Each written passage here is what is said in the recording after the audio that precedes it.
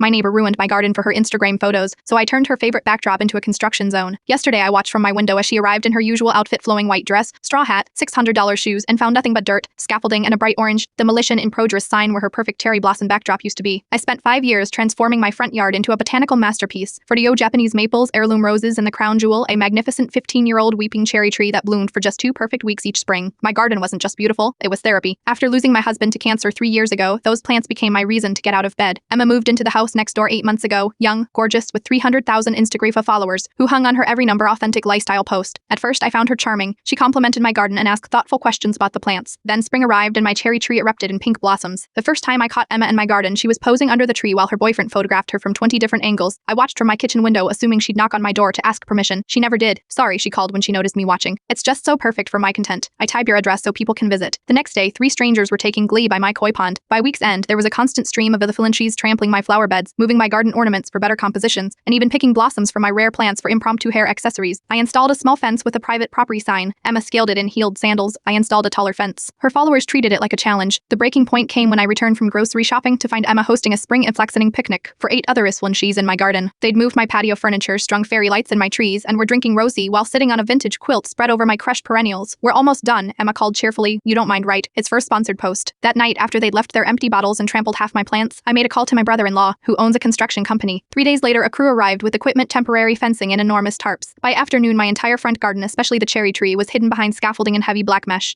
The demolition and progress signs were a creative touch, though nothing was actually being demolished. Emma tested within hours. Quick question, when will the construction be finished? I have a spring campaign shoot scheduled this weekend. I didn't respond. She knocked on my door the next morning, panic evident behind her perfect smile. The cherry blossoms only last 2 weeks, she explained. My sponsors are counting on those photos. Construction projects take time, I said, shrugging. Probably 3 weeks minimum, but that's the entire bloom season. Her composure cracked. Can't they pause for a weekend? Safety regulations, I replied. But here is a lovely public garden about 40 miles from here. I am sure your content will be just as number authentic there. Her sponsored posts now feature a public park where she waits in line with dozens of other Philanthes for the same shot. Her engagement has dropped significantly. Apparently, her followers could tell the difference between my unique garden and a crowded public space. The construction came down exactly 1 day after the cherry blossoms fell. I've installed proper security fencing and cameras. Emma avoids eye contact when we collect our mail at the same time this spring. I'll enjoy my garden in peace, tending the new seedlings I planted in memory of my husband. Some things are too precious to sacrifice for someone else's social media metrics.